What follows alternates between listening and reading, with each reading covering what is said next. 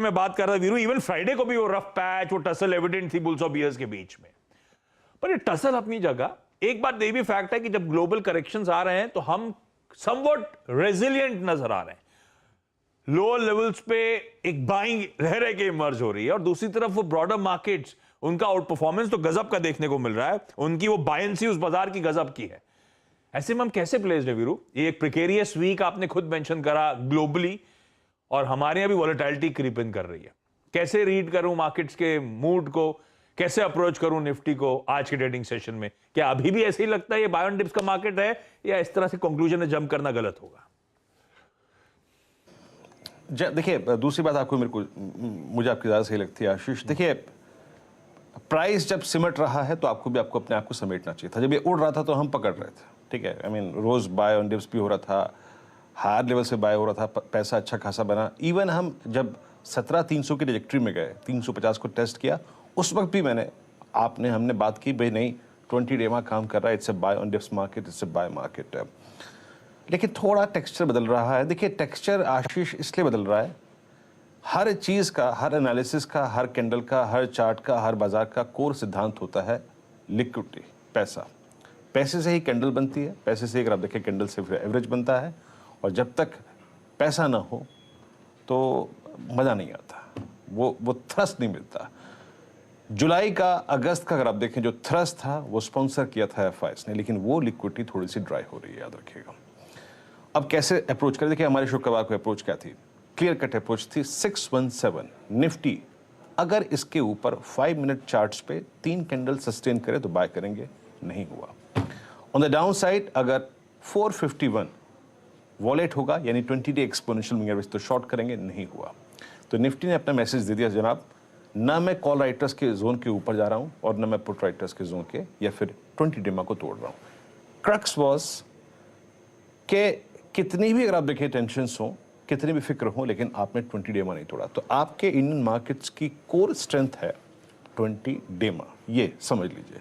And same is the case with Nifty bank. In fact Ashish, Nifty bank तो ज़्यादा strong था, ये day high के क्लस्टर के आसपास ही बंद हुआ, और इस दौर की जो वाइल्ड कैंडल्स हैं उनके हाईएस्ट क्लस्टर के आसपास 39,421 10 डेमा से काफ़ी ऊपर। और यहाँ भी हमारी क्लियर कट अप्रोच थी आशीष, 39,540 510 का जोन जब तक 5 मिनट चार्ट्स पे सस्टेन ना हो तब तक बाय ना करेंगे, और 39,000 जब तक वॉलेट नहीं होगा हम शॉर्ट नहीं करेंगे।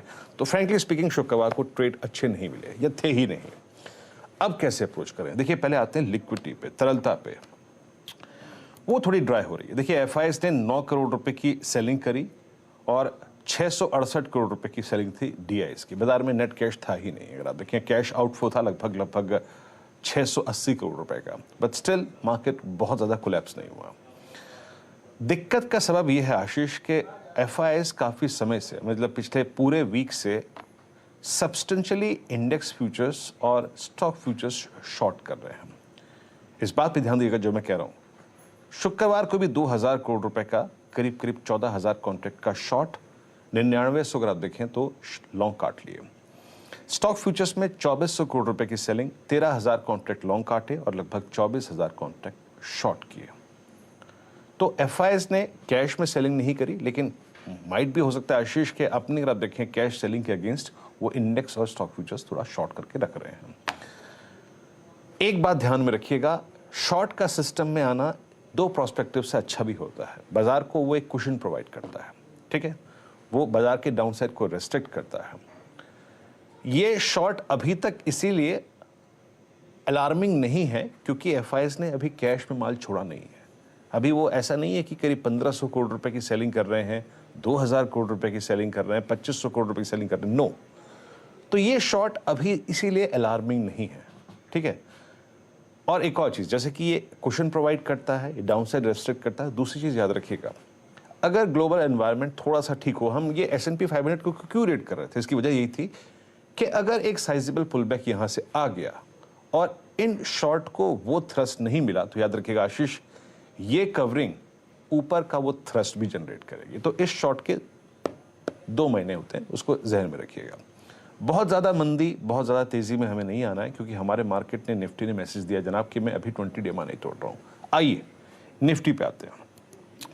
निफ्टी की ये क्लोजिंग कहाँ थी? अगर आप चार्ट्स को समझें और करीब करीब 17,539 आप 10 डे एक्सपोनेंशियल मूविंग एवरेज के नीचे बंद हुए। आपका याद रखिएगा जो 10 डे एक्सपोनेंशियल मूविंग एवरेज है वो प्लेस्ड है करीब करीब 17,566 पे, तो करीब करीब 20-30 पॉइंट्स के फ्रैक्शन से आप उसके नीचे बंद हुए। और आपका 20 day exponential moving average placed है 17,459 पे, तो आप उसके ऊपर बंद हुए करीब करीब 100 पॉइंट के फ्रैक्शन से। डेटा क्या कहता है? कॉल राइटर पुट राइटर के कन्वेंशंस को लेके आइए।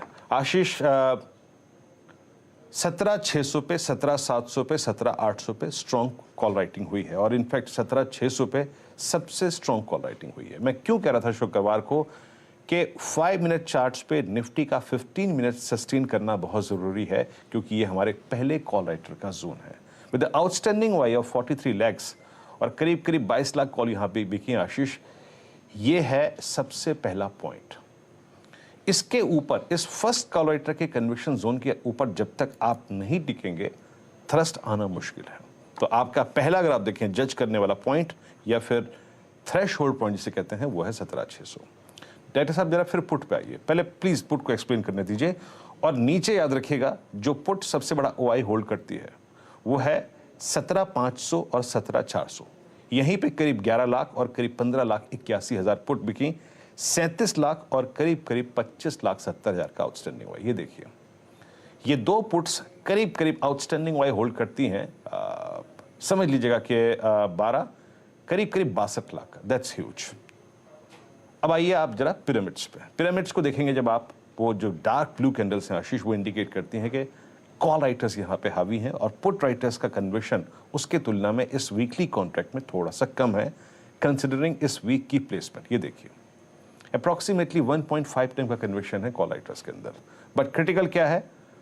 नीचे 17,400 17,500 जहां पे पुट राइटर्स खड़े हैं। मेरी अप्रोच क्या होगी आशीष? मेरी अप्रोच ये है कि दो चीजें हमने देखी, 17,400 पे 500 पे put writer, no shorting thoughts, कोई विचार शॉर्ट करने का नहीं है जब तक कि आप 451 383, ये क्या है मेरा फर्स्ट पेस, ये क्या है ये 20 डेमा है, ये क्या है ये राइजिंग 20 डेमा है, ये क्या है ये मेरा 17,400 के पुट राइटर का कन्वर्शन जोन है। So no shorting thoughts till we wallet 17,451 383। और एक और चीज याद रखिएगा, निफ्टी को शॉर्ट करते टाइम निफ्टी बैंक पर जरूर नजर रखिएगा, वो क्या कर रहा है उसको मैं बाद में इंक्लूड कर लूंगा यहाँ पे। बट नो, अगर मैं आइसोलेशन पे निफ्टी बात करूं अभी सिर्फ मैं अगर without taking any clue from I mean Nifty bank, तो ये है। और आशीष बाय करने के लिए जिसे कहते हैं ना, आई मीन कन्विक्शन के साथ फॉर्मूला वही रहेगा, इसको सस्टेन करने दीजिए 612 के ऊपर। 15 मिनट कैंडल्स पे अगर आप देखें, 5 मिनट कैंडल्स पे माफ कीजिएगा, कम से कम 15 मिनट तब जाके इसको बाय कीजिएगा। 612 निकलेगा, इसका मतलब ये है आप फर्स्ट कॉल राइटर के जोन को स्ट्राइक कर रहे हैं, आप उससे ऊपर निकलने को तैयार हैं।